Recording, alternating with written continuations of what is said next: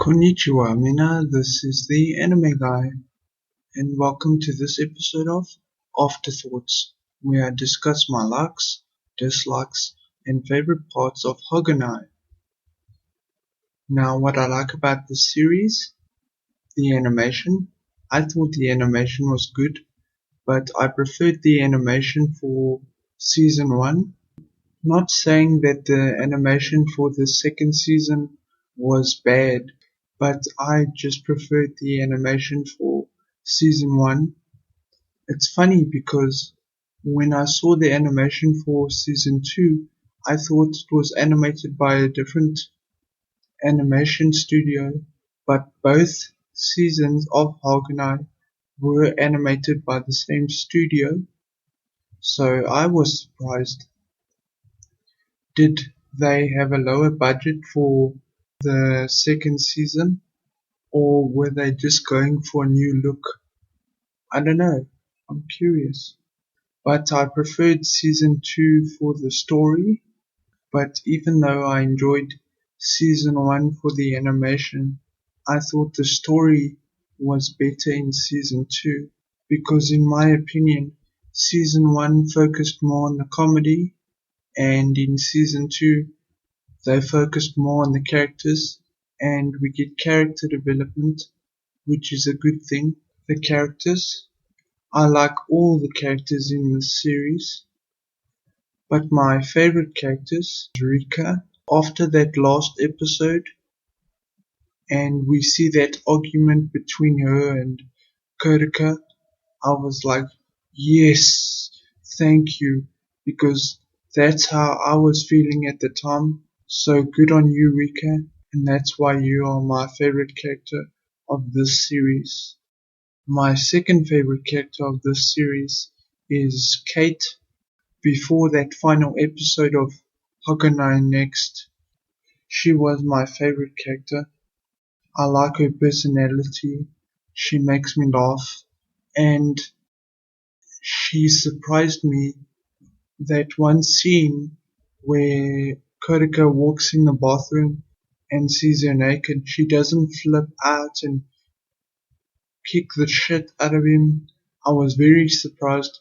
I can't remember what she said, but he apologized and she never did anything. I was so surprised and so happy to see that. I wish we actually could have seen more of her. I was kind of disappointed that she was such a good character and she only showed up in the second season. We didn't see that much of her. And my third favorite character is Senna, because she actually confesses her feelings for Kurika, and she says she wants to marry him. I was so surprised. I didn't expect that at all. And I also enjoyed that scene in the first season where Kurika saved her from those guys. She was being a bitch and he was talking back to her. I was like, yes, thank you. It's time someone put her in her place. I really enjoyed that scene. The music, I didn't care much for the music of this series, but I enjoyed the opening theme of the first season. As for the background music, I didn't care for the background music, but I thought the background music was good for the show. It's forgettable, but I can't get enough of that first opening. I wish they could have used the same opening theme for both seasons. I also liked season 2 more because we find out what Yukimura actually is. And I was so surprised that we actually got an answer. I'm glad he was a girl because I thought he was a guy and I hate trap characters.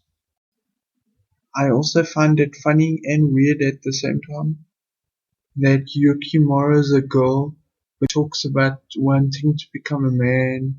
Now, what I didn't like about this series, I wasn't happy with the ending.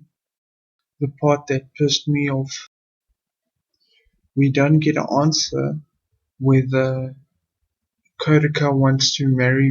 He's about to talk to her, but then he gets interrupted by Yozora, and Yozora says, "I'm going on a journey, don't look for me."